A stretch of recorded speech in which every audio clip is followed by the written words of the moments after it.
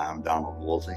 I'm Sharon Woolsey, and we've been addicted to methamphetamine for over 20 years. My name is Kristie Oberhausen, and I started using drugs at the age of 14. My name is Hahn, and I'm a follower of Jesus Christ, and I'm really happy to be here, share my testimony a little bit.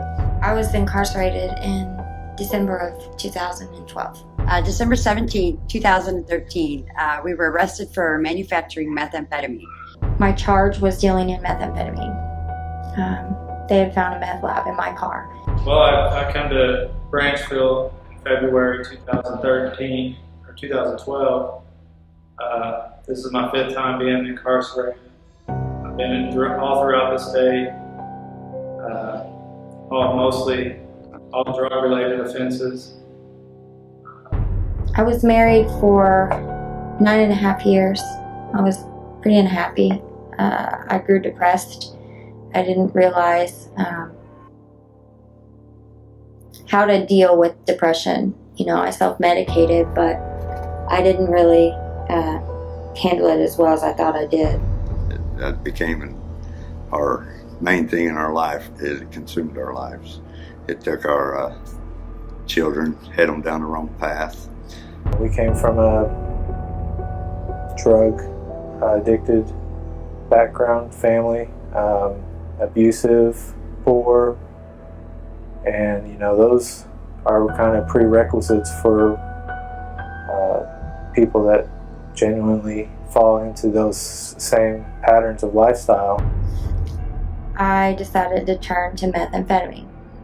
A guy introduced it to me, and from that moment on, I decided I didn't want to be married anymore.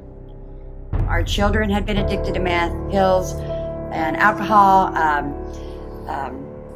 They were just following in our footsteps. I was unable to get clean, so I just continued to use. You know, I couldn't use enough methamphetamine to cover up the guilt and the shame that I felt. We lost everything we owned, our trailer, pretty well all our possessions. Growing up and then circumstances, I prided myself on monetary value of the car that I drove, the TV that was hanging on the wall, the watch that I wore, the clothes that I wore, the rims on the car. In my mind, I thought that I was going to get clean tomorrow. Tomorrow I was going to get clean and things were going to be better. It was just so total chaos. Meth was the first thing that we thought about in the mornings, and it was the last thing. It's the only thing that we thought about every day. I could never fill that void that I was searching so hard for. I was just so tired of getting beat up, you know, on the street, being homeless, having nowhere to go. Every relationship that I had, it disintegrated. My life was like a vortex of destruction. Anything that I touched was destroyed. We used to chase meth for 12, 13, 14 hours a day. You know, I've kind of been, you know, in this downward spiral where I figured, you know, if I didn't tell on anybody, if I abided by these fast lifestyle rules, then everything was okay. And I was kind of formed to that lifestyle. It was God to us at one time. It really was. And I wanted something different so bad, you know, because there were times in my using days that I couldn't even afford a quarter pop. You know, I couldn't even, you know, afford nothing. There was nowhere for me to go. Life just, it was horrible, and I didn't want to go back to that. I would say that I was just, you know, stuck in a rut. I had no direction, no hope. I had full intention of getting out and committing the same crimes that I've done all my life.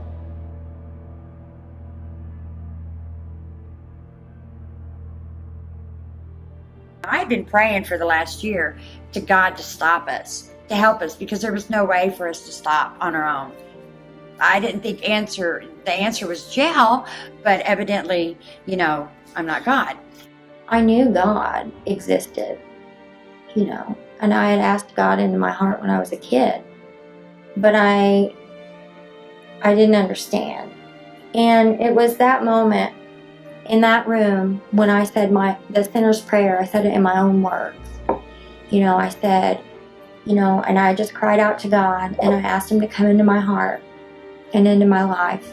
And at that moment, I had physical pain leave my body where I used to inject meth in my arm. And from that moment on, my life was different. While we were in jail, I talked to this lady, and come to find out she was a Chaplain Pat, there at the jail. And she had passed my jail cell several times, and even pointing at me, so I thought I was in trouble. But she had the guard come get me out of that cell, and I was scared to death at that moment. But she was smiling and all happy, and she said, I just want to talk to you. She was the one that brought up Tony Metcalf, to that she believed that he would be able to help me, because he had lived some life like I had lived, and and I just could not believe that a pastor could ever be a recovered addict. I heard about CEO while I was in jail. People had told me, talk to Tony Metcalf. He can help you out. And I was looking for any possible way that I could get my foot in the door to help change my life. I thought, though, at the time, if they knew that what we were, or what we had been in, that they wouldn't really want to love on us so much. But wrong answer. They were, the more they found out about us, the more they loved on us. I met Tony Metcalf at Kairos, and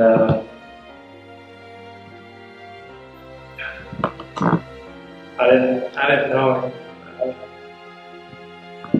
I didn't know he was going to be the blessing that he is. He's been nothing but helpful and loving towards me. And I didn't know anybody. I got a 10-year sentence, but I got to go to Branchville and do a 9-month therapeutic program, come out and go to drug court, which I'm now in drug court, which is a good program. They help hold you accountable. He said, whatever problems you're having with your family or whatever, send them to me. It's been a true blessing. He's taken my family in, not just my mom, who was in full-blown addiction, but my sister and her kids. And, love. Love. That's what it is. Unconditional love from somebody that I didn't have. Prior to Kairos, I had no connection. Never reached out for help like that. And, that was my first visit I got when I was there. I was in the A dorm, and he was the first one that came in and seen me, and it was touching, because I knew then that, okay, I'm not at this totally alone, Even though I had God, I took God in there with me, which is another thing that helped my bit a lot better. I remember when he called home from prison, and for the first time I couldn't understand a word he was saying, because he was crying so much because Tony had come to see him. Tony, through CEO, coming through, doing Celebrating Recovery, I felt like I had a little connection to the outside, something that helped me know everything was okay. It wasn't just her telling me things. It was all right. It was fine. I was scared. I was scared to come back out of the jail because I was afraid of what could be waiting for me out here. And, from the moment that I was released, I had decisions to make. one of the things that I've learned since I've been here is that if you have any chance of success outside of these walls, that the success is going to come through Christ. I've seen a lot of people come and go, and I've seen a lot of failures. I was one of them people. We had decided then that it was time to change our lives, So we had decided to go to church and to find a church. And we had set out to find this little church on Riverside. We knew this couple, and they had been a pastor there for like 45, 50 years. And so we went there, and they weren't there. The church was closed. So we were driving around, and he thought I said Second Walnut, but we ended up at Second Walnut.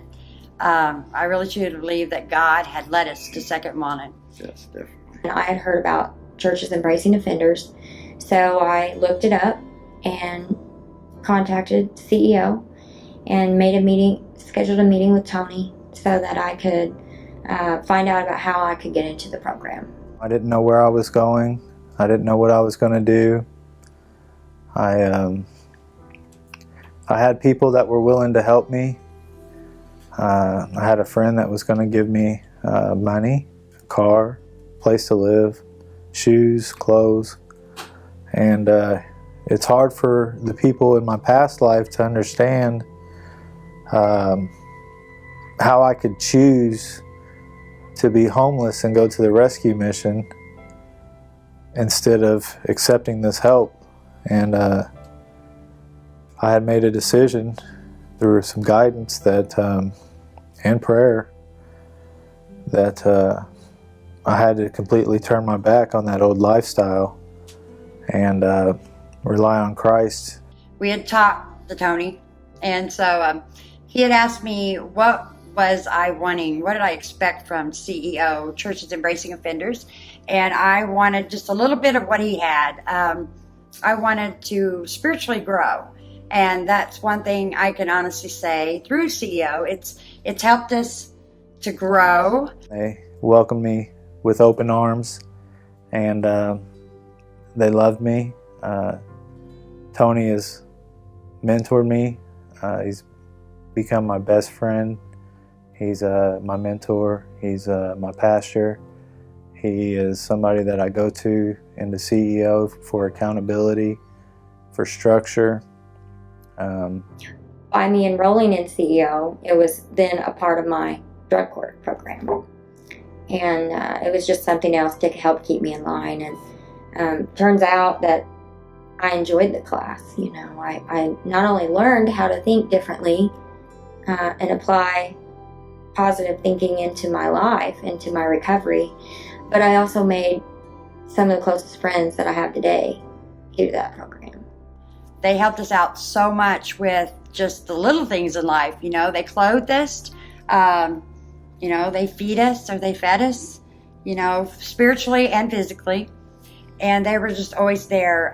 We got mentors through the program, and our mentors taught me a lot about, like, you know, family and just being accountable for, you know, things and having dignity and the Word of God and learning how to be a mother again.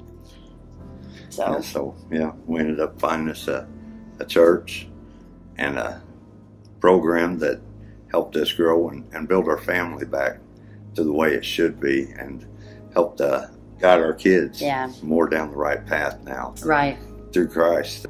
So I was attending Oak Hill Christian Center, and they had a Celebrate Recovery program. And my dad, who is also in recovery, he would go to class with me. And I really enjoyed Celebrate Recovery through Oak Hill Christian Center. They welcomed me with open arms. They didn't judge me when I walked into the room. You know, and then I got hooked up with some women in Oak Hill that really taught me how to be a lady, how to dress like a woman, how to have women friends. Because when I was in my addiction and even before, I didn't have women friends. I didn't have female friends. And, you know, they were really there to teach me and not judge me, but just really, you know, wrap their arms around me and embrace me. I haven't needed or wanted for anything.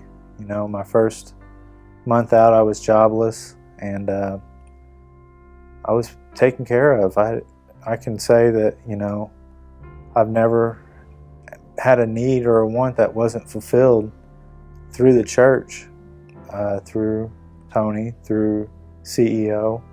The times that I didn't have places to go, I would go to CEO and hang out.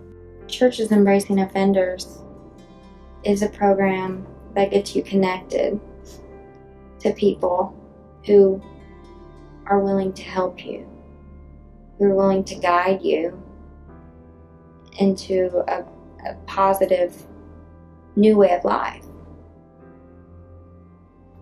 They want the best for you. You know,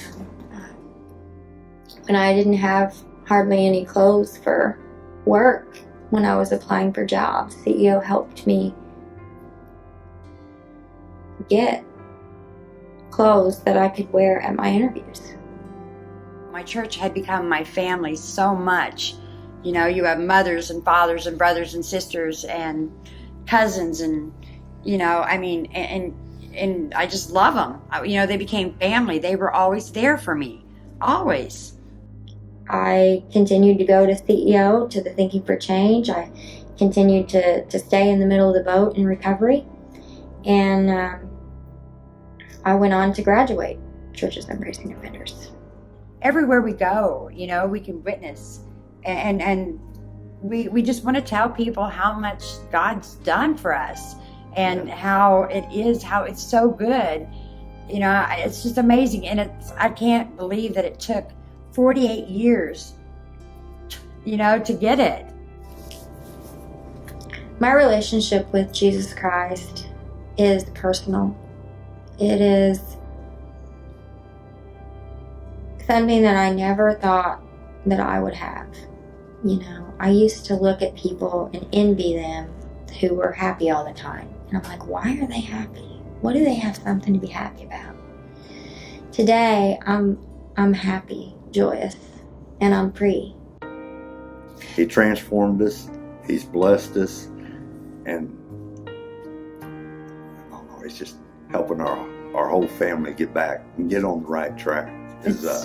One of the biggest blessings I think of all is that now I know I'm showing my kids the right way to live, not the wrong way. There are things that I'm not proud of, but by God's grace, I don't have to be ashamed.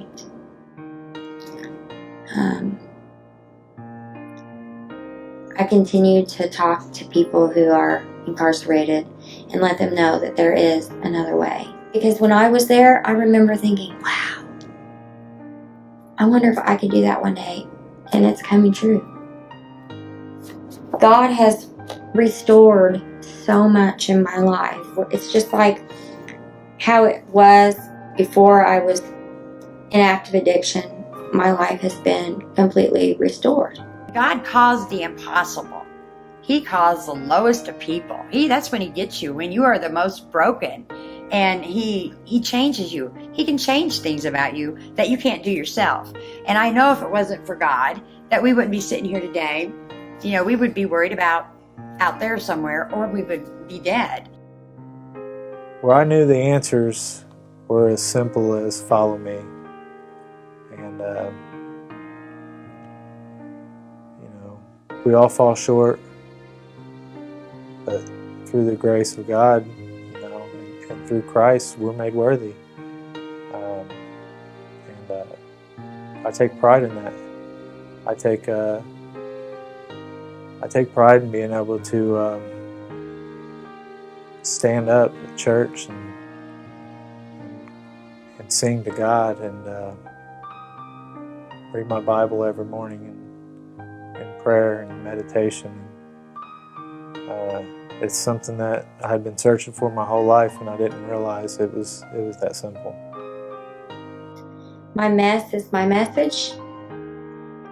I'm an overcomer by the power of the blood, by the word of my testimony. Salvation, it's a beautiful thing. It's awesome that God took all that. We don't have to live like that no more. You know, I mean, I know that I am worthy. We are worthy. My worst day clean is beyond far better than my best day being high. I know Churches Embracing Offenders, it works. It is so, and it helps you to grow so spiritually. And it just kind of like takes you by the hand, and then like learning how to ride a bicycle, they teach you, and then they just, and it's awesome. CEO has helped change my life. And it has continued to help change many other people's lives. And CEO matters. Without CEO, many people may not get the chance to change. We pray that you guys will see just how much you guys, the importance of the program. Yeah, the importance of it. The importance and all of what they do for the community to help people along that were broken, such as we were. We want to thank and bless each and every person that supports this program. We know because, we were helped by CEO, so we know that there's going to be more people. We know, Yes. Because if, like my kids would say, if our parents, can stop doing that, anybody can. If my life has been affected in the way that it has, I want other people to have CEO to reach out to. It's just been a great experience to be able to accept the love of Christ through this ministry, through this church, and through this program. You have to be around successful people if you want to be successful. CEO helped change my thinking. They got me hooked up with a church, with people who are willing to work with me, that I could trust and lean on. And it helped change my life. If it can change mine, it can change yours. Thank you, CEO. Thank you so much. So we're grateful. Very grateful for the program. So we wouldn't be sitting here right here today if it wasn't for Churches Embracing Offenders.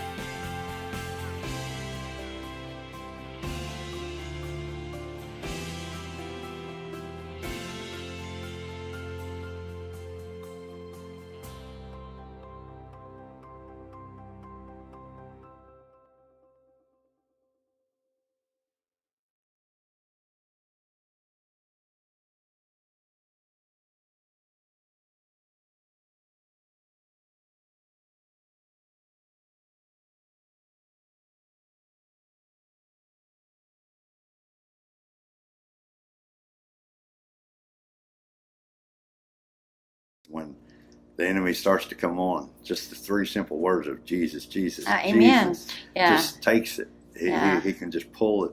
It just changes your whole mind thought.